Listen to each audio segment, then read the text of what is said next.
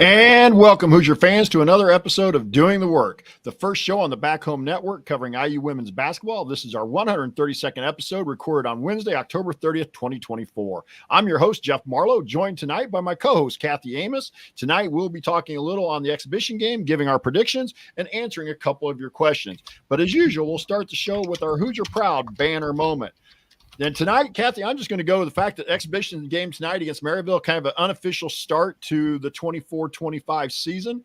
And so that's going to be our banner moment. The season finally underway tonight. Our banner moment is brought to you by Home Field Apparel, presenting sponsor of the Back Home Network, which includes the Assembly Call, Crimson Cast, X's and Joe's, and now the Dribble Drive. Home Field is constantly releasing new schools or updating their products for schools in their existing line. You're bound to find something for you or anyone in your life that just loves great collegiate gear.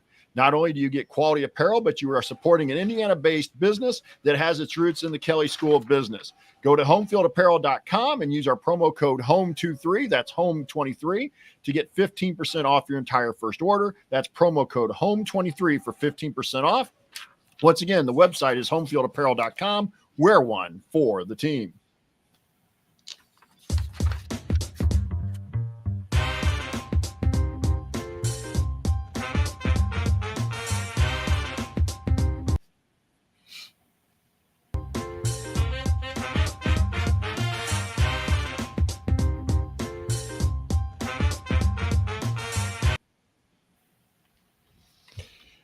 And the news around the program this week, IU came in at number 24 in the coaches poll, and Yarden Garzon was number 10 on Megan McCown's Wallace's top returning Big Ten players. And then also, as we mentioned, the season opened tonight with the exhibition game against Maryville. So I'm going to throw it over to my co-host, Kathy Amos, and get the Amos angle. Yeah. Hey, good night, everybody. Hello. Good morning, whatever time you're listening to us out there. It's a nice rainy day finally here in Iowa. I was telling Jeff before we started, it's been a long, long time since we've had some rain here. So well needed. So I'm happy that we're getting some rain. Thanks for all of you that are listening live and dealing with our fluctuating schedules here as we try to figure out when to do this podcast here tonight. So happy to be here. Jeff really was excited to finally see some hoops take the floor, and I'll know we'll really get into it. You're not going to take a lot from an exhibition game, especially when you win 95-27 against a Division II school. I think some of the kind of themes will probably hit, and to me, is probably the big one is probably all the injuries, which we'll talk about later in the show. So, it's our last official podcast for the non-season. We start regular games and stuff here on Monday, which means we'll start having post-game podcasts. And so I'm just looking forward to it. So I agree with your banner moment. It's happy to see some IU women's hoops hitting the floor again. So let's start off here with some questions from our listeners. And we build this as an Ask Us Anything episode along with prediction. Let's take a few questions here from Phil on Substack. Kathy, for you, at the meet and greet before Hoosier Hysteria, we met Valentina Kadlikova. And he didn't recall the announcement of her signing with IU women's basketball. So kind of a two-part question here, almost three parts. What are the expectations for her? How do we pronounce her name? And what country is she from? It appears she has a good handle and is smooth with the ball and can make three-pointers. So she appears to be full of personality. So I'll throw this over here and let you see how you want to attack Valentina Kadlikova. Yes.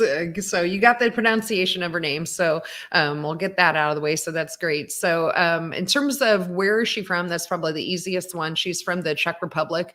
And what kind of expectations are for her? I'm not sure. She did get a little bit of time here in the exhibition tonight. When she was over in Europe, she averaged around 12 points, 3 assists, and she did shoot 43% from the floor during the 2024 U20 European Championship. She also has appeared with the Czech Republic at the FIBA Under-19 World Cup, FIBA U18 Championship game, and the FIBA U16 European game.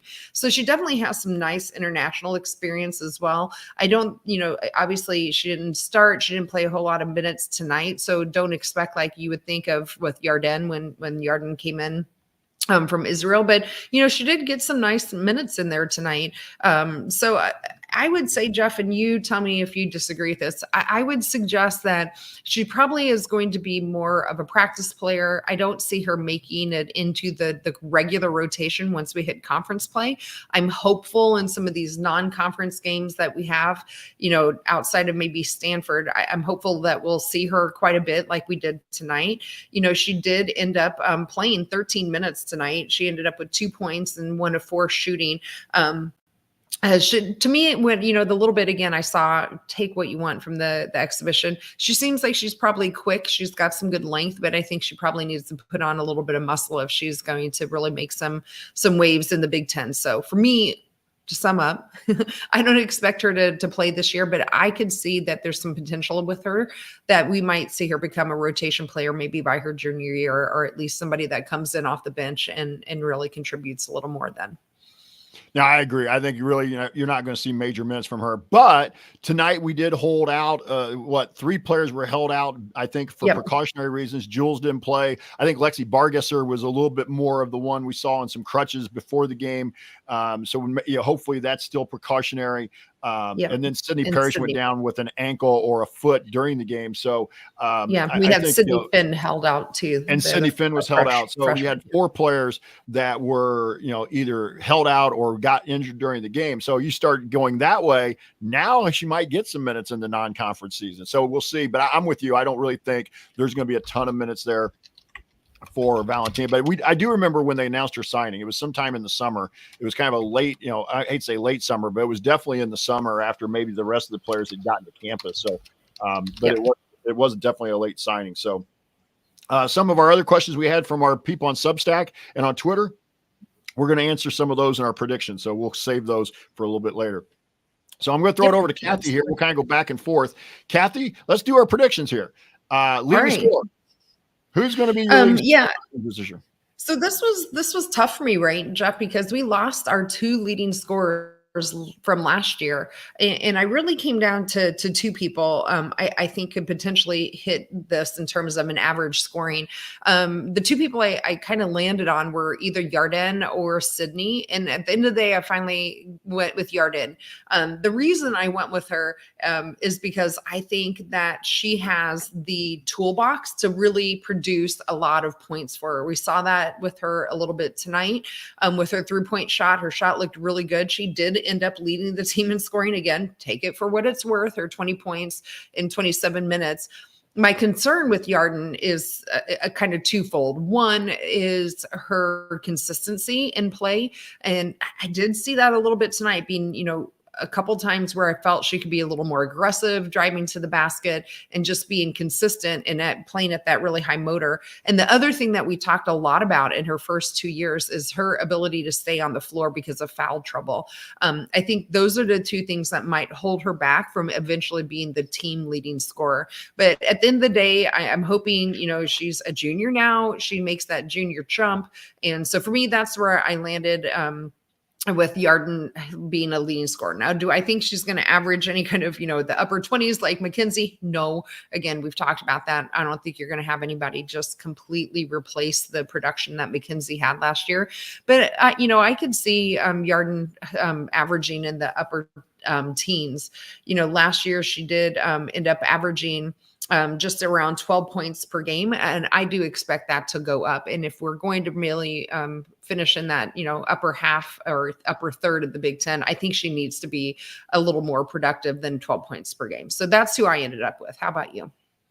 I think it's one of 3 people. I think it's Shashesky. I think it's Sydney Parrish, or I think it's Yarden Garzone. And I'm going to kind of lean toward Parrish here, just because a little bit more of the ability to knock down the 3. Not saying Yarden can't, but I just think, and plus Sydney does show a little more, I should say more, but sometimes variety. Sydney tends to be a little more streak shooter though. So with that, I could see Shashesky having a big year in terms, especially if she's shooting well behind the arc. Tonight she was 2 for 5, but it was not it was I would say tonight was an average night shooting for them. They shot 37% basically from downtown. So, but I'm going to go with Sydney here. I think it'll be close. I think all 3 of them will be who we'll be talking about at the end of the season when we talk about the top scorers.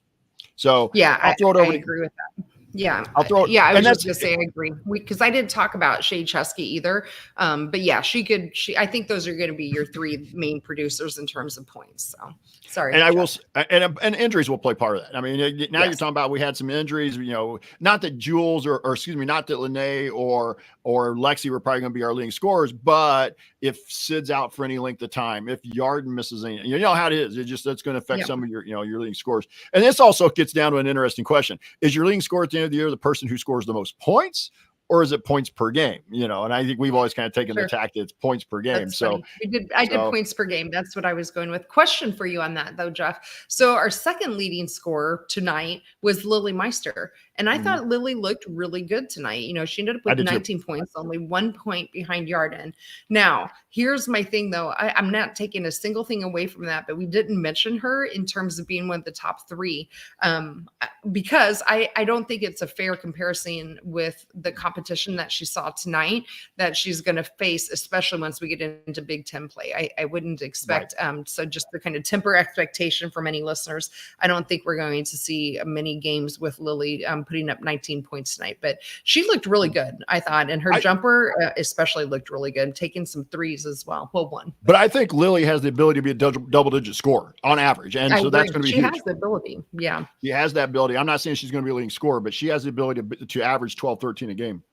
Yeah, if she can stay on the floor, out of foul trouble and cut down some of the turnovers. That was one of the things I was really looking at here. The team only had 11 turnovers tonight, and Lily had 0. And last year in limited minutes, Lily would seem to get 2 or 3 turnovers either on a moving screen, a travel, something. And so those things kind of caught up with her. So speaking of that, Kathy, leading rebounder for the season. And here's one I think is interesting as well. I think this could really come down to a handful of kids. I think you could throw Chloe in here. I think you could throw Sydney in here. I think you could throw Yarden. I think you can definitely throw Lily in here. And I'm going to go here. I'm going to go with Lily here. I really think Lily will end up, she'll play consistent minutes. I think she has good instincts. I think she has good ball sense, high IQ on the floor. And so I really think Lily is going to be that kind of, now it doesn't show out tonight. She only ended up with 4, but you look at Sydney. Now it doesn't count really, but Sydney had 13 rebounds. But I'm going to go with Lily here as the leading rebounder. Sure. I actually went with Sydney in this one. Sydney was second in rebounding last year already, just behind McKenzie. Let me look real quick. Going off the top of my head, McKenzie, I think, averaged around 6 rebounds per game. And I'm looking this up really quick as I'm trying to talk as well. Yeah, 6.8 for McKenzie, and Sydney was right behind her at 6.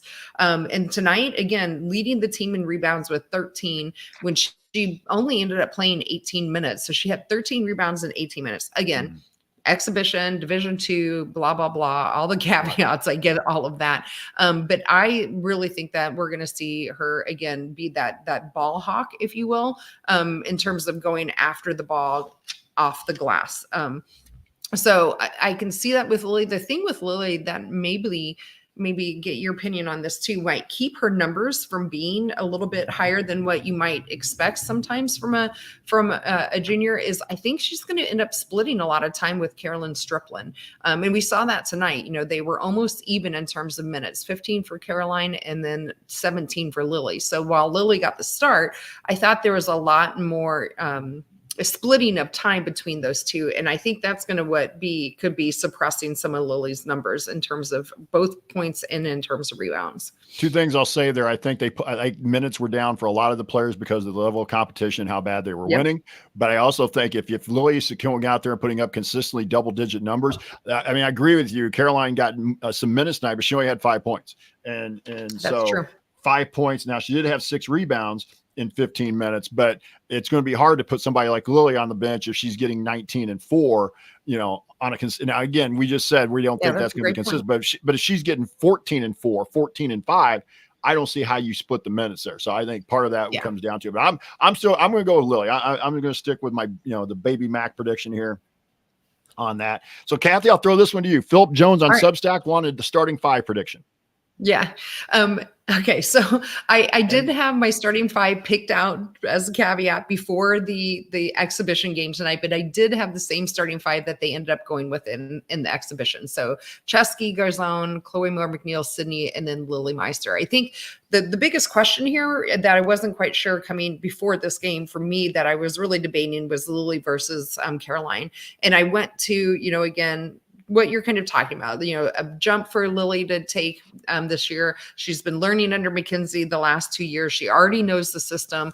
And so even though Caroline might have a little bit more in terms of seniority in total playing years, but it's not total playing years in Coach Morin's system. So that was my reasoning with having Lily in my starting lineup. And again, I promise everyone, I told my husband even before the game, we can fact check me. That is my starting five that I had before the game. That was the five I thought. They went with the five I thought they were going to go with. I still think I get maybe you split some minutes. I get that philosophy, split some minutes with Stripling and Lily a little bit, but Lily's around for another year. And this is Stripling's basically a 1 year, transfer portal. I would really like to see them invest a little bit more into Lily here. And that's why I think she'll start on a consistent basis. Again, injuries will play a factor if you have Sydney out for any length of time and things like that. But I think when it gets pushed to shove, if everybody's healthy, the five you saw on the floor tonight are the five they're going to start on a pretty regular basis. Kathy, question here. Will they go undefeated at home again? I'm going to go no. Yeah, I'm going no. I don't think they go undefeated at home. I don't either. A couple of reasons, but the big glaring ones, I think that's probably the easiest. As soon as you look at our home schedule coming up, you have both UCLA and USC coming into town, both top 5 teams.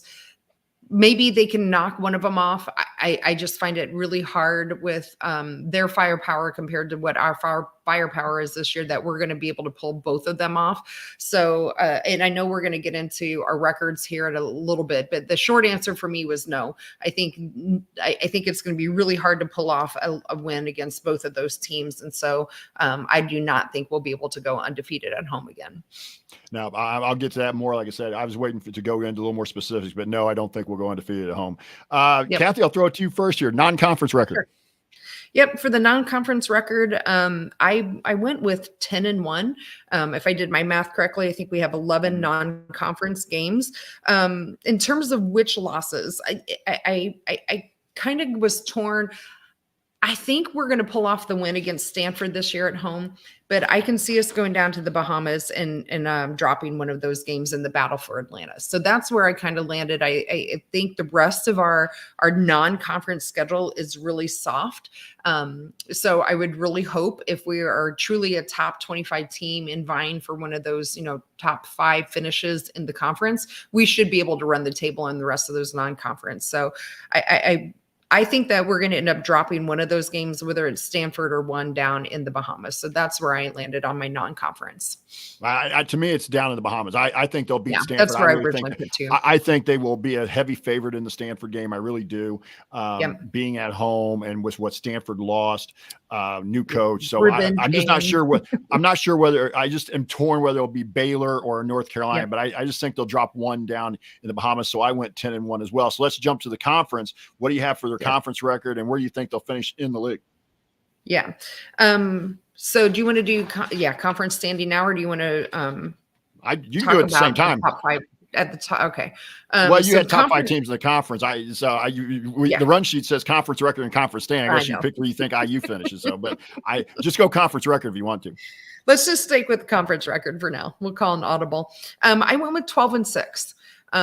So why don't you give your record and then we can talk about how many or where the losses were coming from. How does that sound? What did you have for your record? I've got them as 14-4. I can get them to 14-4. I think worst case scenario for me is 12-6, but would I be surprised if they go 13-5? No, but I think, that with the way the home schedule works out with some of the better teams, I think they'll be able to use some home court advantage. But as I mentioned, they're going to lose 1 or 2 at home, but I think they only lose two on the road. There are only really 2 games on the road that really scare me. So we'll get into that. So what do you think? Yes. So with the 6 losses, I had them losing I also have 2 on the road and a maybe on the road to either Oregon or Washington. I have them losing at Iowa and I put at Michigan State, but it might be some other road game. But I really think they're going to drop a road game, and I can see us dropping one of those Oregon or Washington games. I just think the travel is showing, tricky for some of the football teams to kind of navigate already. We've already seen teams either traveling east or west that there's not been a really great track record. And again, football, and you can't compare, but there are going to be going out to that northwest corner and playing 2 games, almost a back-to-back, right? There's 3 days in between. They play the 24th and the 27th. I really think they're going to end up dropping one of those. If you're going to put my feet to the fire, I would say we end up dropping one to Oregon, that first one.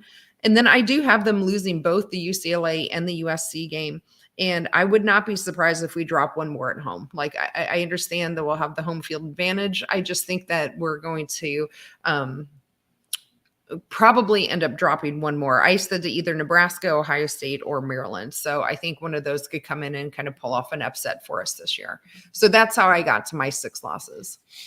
Well, for me, the 4 I have are one of USC or UCLA. I think we beat one or the other. I'm just not sure. I just can't figure out which one. I keep going back and forth. I think we beat one or the other, but we don't beat the other team. So I think that is one. If you really want to put my feet to the fire, I think we beat UCLA, lose to USC. I think we also lose to. I also think Ohio State at home will be a loss. That's the other one at home for me. On the road, the only one that really scares me, I think they'll go out west. I think they'll go up to the Pacific Northwest and take care of business. I really do. Oregon would worry me more than Washington, but I think they'll take care of business out there. And then the 2 games I had them losing on the road was Iowa and where was the other one? I'm trying to remember which one it was. I think it was Iowa and Michigan State were the 2 I had them losing on the road. Yeah. So, again, but it was the same 2 for me. I'm probably being a little over optimistic. If I was going to pick another one for them to lose at home, I'd say Illinois. Illinois scares me the most of the teams out there. I think, Maryland is ranked above us, but I think we can handle, I think we match up well. Maryland, Illinois, not a good matchup, but I have us going 14-4. I'm going to be a little overly optimistic. So, cool. So then for me, the final record, I have them at 24-5 before the tournament, before the Big Ten tournament. Yeah. Yep. So I have those 2 more conference losses. So that made me at 22-7. So. And I think that gets them safely into the NCAA tournament, and it may not be enough to host. Yes. Yeah. I think even with a 22-7 record, with the strength of the Big Ten this year, I think that it's going to definitely still get them in. I don't see them hosting this year. But, again, how many years in a row under Coach Moore, and this will be in the tournament, this will be 7 years in a row? Right? Yeah, 7 or 8. Been 7 or 8. Yeah. So anyway, still, we have to temper expectations that we're not necessarily going to host every year. So, you want to talk top 5? Or yeah, go ahead and talk top 5.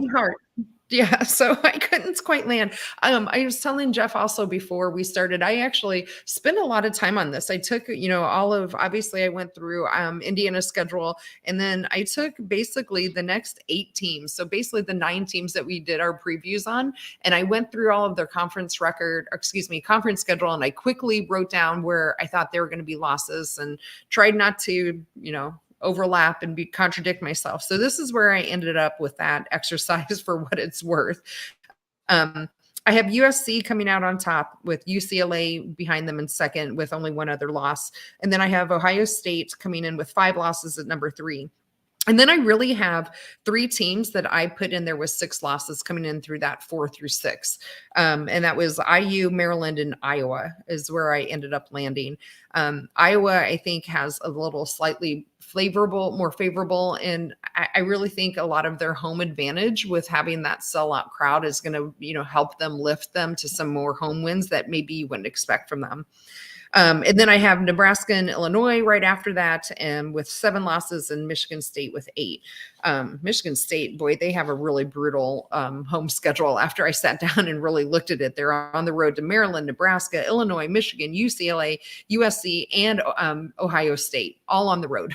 So I thought, as much as I think we might go in and lose at Michigan State, I think Michigan State's going to tough time on the road. So I know I said top 5, but I really went through the top 9 there. And that's really the top half of the Big Ten for me, because I really don't know how this is all going to shake out. I just think there's so many teams once you get out of USC, UCLA, and Ohio State that really bunch up in that 4 through 8, 4 through 9 kind of ranking. And there's a lot can go either way. And we, you never know with injuries, it's assuming everyone stays healthy or whatever. So that's where I ended up. So I did put Indiana in that 4 through 6 range. I could see him, if things break just right for him, maybe sneaking into number 3, but I think it's going to be hard to crack that top 3.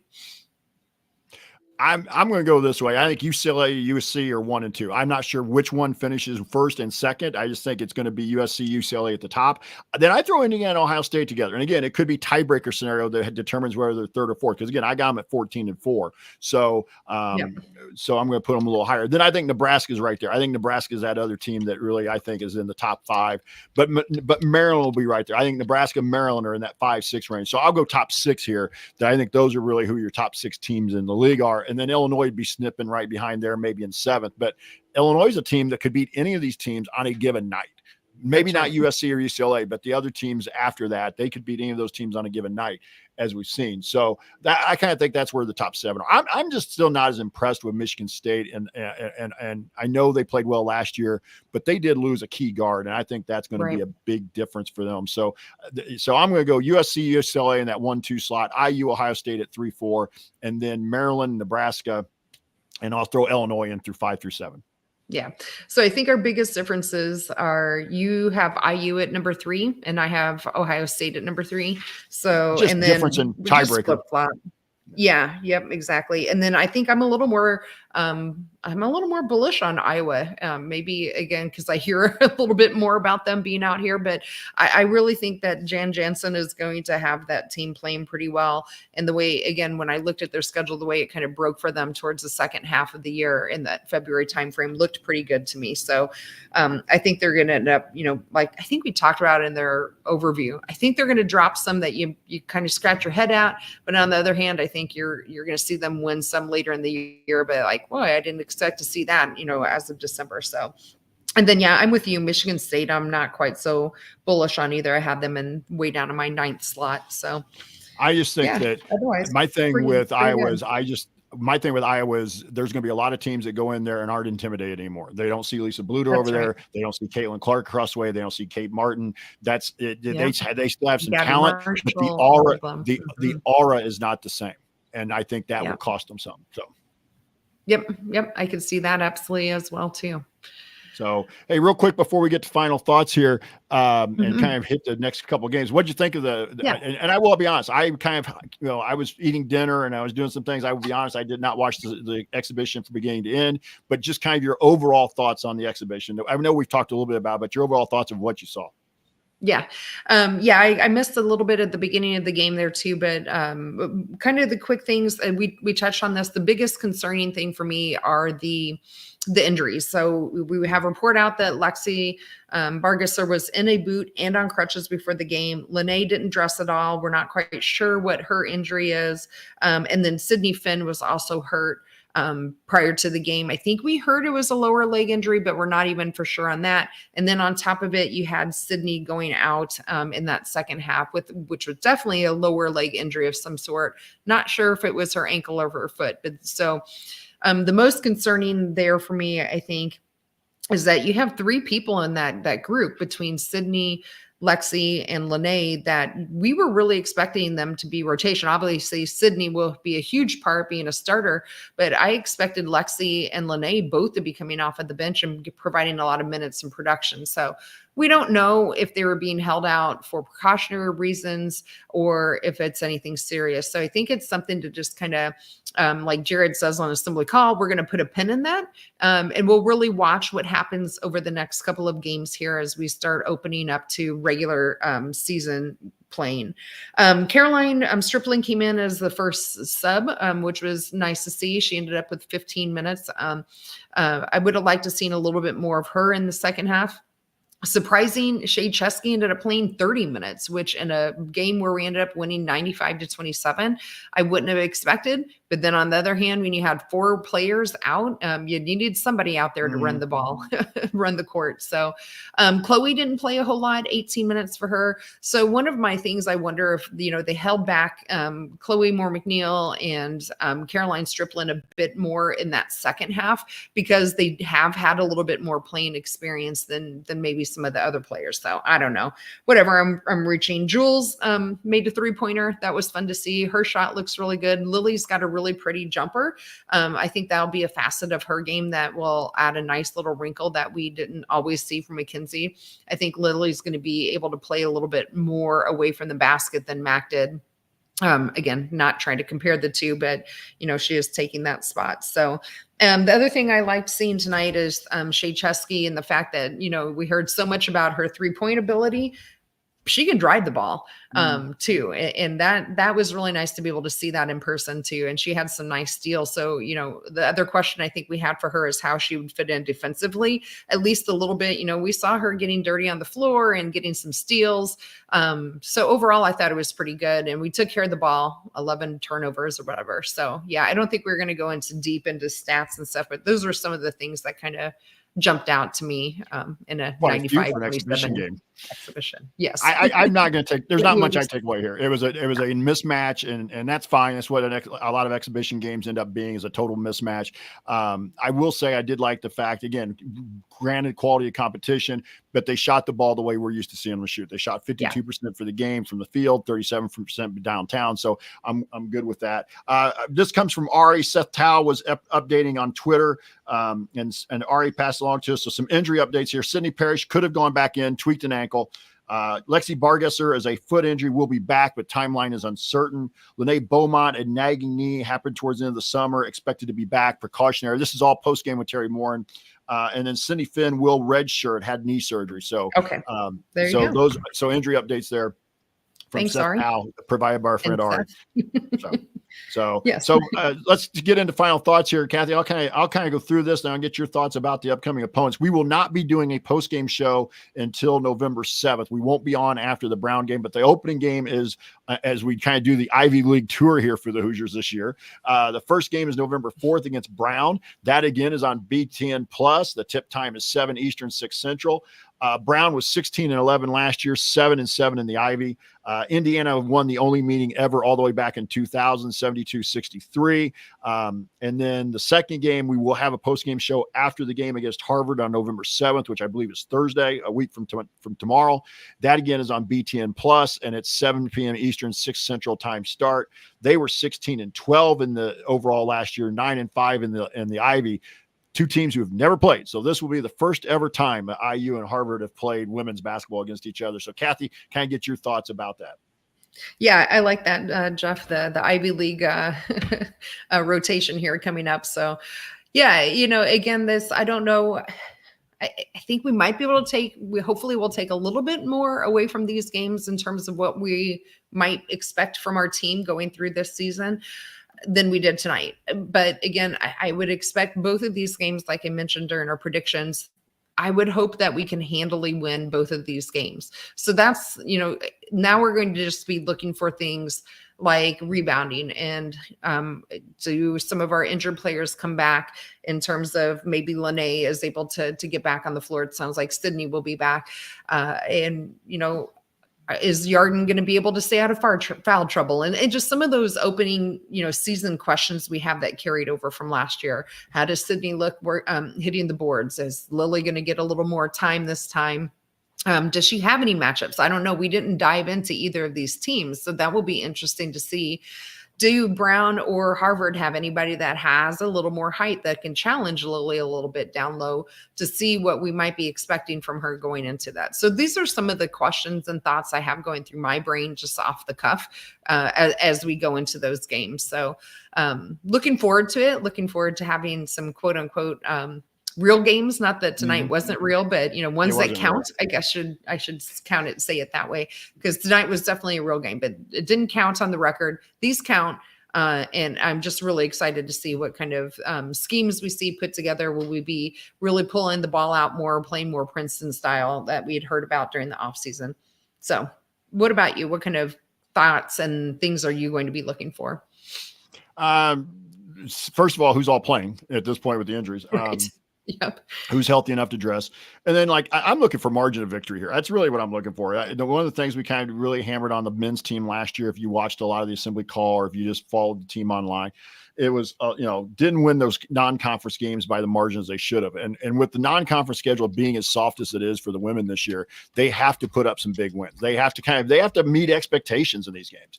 And so they need to beat Brown by 25-30. They need to beat Harvard by 25-30. And that's kind of what I'm looking for. Yeah, absolutely. Go ahead and take care of business like you're supposed to. I don't want to have to sweat out a game here on November 4th and November 7th. All right.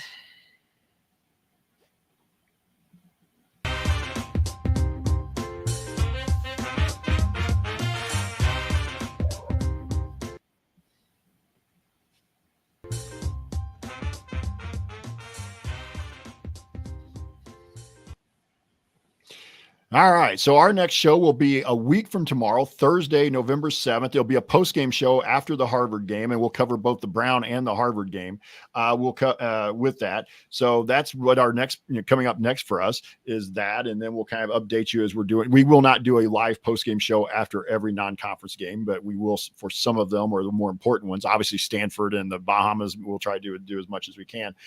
If you want to see us do the show live and be a part of the live chat, make sure that you subscribe to our YouTube channel, youtube.com/@BackHomeNetwork. That's the @ symbol, youtube.com/@BackHomeNetwork for that. You can be a part of our private community as well. Find out more at assemblycall.substack.com. Special thanks to John Ringer of Rig Design for designing our logos. Also, a big thank you to Bob Thompson for our music you heard throughout the broadcast. And also a big thank you to all of you for listening. We'll be back to talk IU hoops again with you in 1 week on November 7th, or a week from today. Until you then, keep your elbows in, your eyes on the rim, and let's go Hoosiers.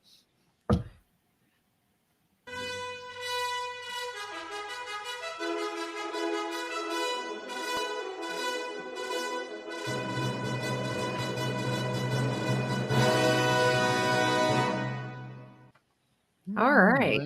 Good job. I would agree with your comment there in the chat that I thought I was a little surprised Wiseman didn't get more than 4 minutes. So yeah, we didn't touch on her, but I thought that Faith would get a little more time. I'm not worried about it again. She's a freshman. I was just hoping in a big blowout exhibition like that, we would see a lot of playing time for some of our newbies in there. So we'll see. But hey, hello to my mom, by the way. I think she's out there listening again tonight. So hello, Mama. Right. Yeah. So we'll cover both those games and we'll start getting our game ball and our regular post-game stuff all lined up and ready, and bust the dust off of ourselves on that front. So looking forward to it. Good job. And in terms of, good luck everybody with the predictions. Hopefully you make predictions along with us. We'll come back and we'll review them maybe at the end of the season if we can remember what all we said. Maybe, we'll start to change them a little bit. So I wrote mine down, so maybe I should write yours down real quick and then keep that for later. So I want to thank everybody for being here on the live feed on YouTube or wherever you've been listening, wherever you get your podcast feed. We appreciate you being there for us. So that's right. And let's go beat Sparty on Saturday too. Yes, right? Football. Get to 9-0. Boy, I tell you, the 2 weeks ago against Nebraska was really electric, but I guess that Saturday against Washington was just outstanding. Atmosphere. So yeah, of course, help to have game day. Absolutely, we had fun in our backyard again. So let's keep it that way. So hey, everybody, we'll talk to you next time. Good night, everyone. See you next Thursday. Bye bye.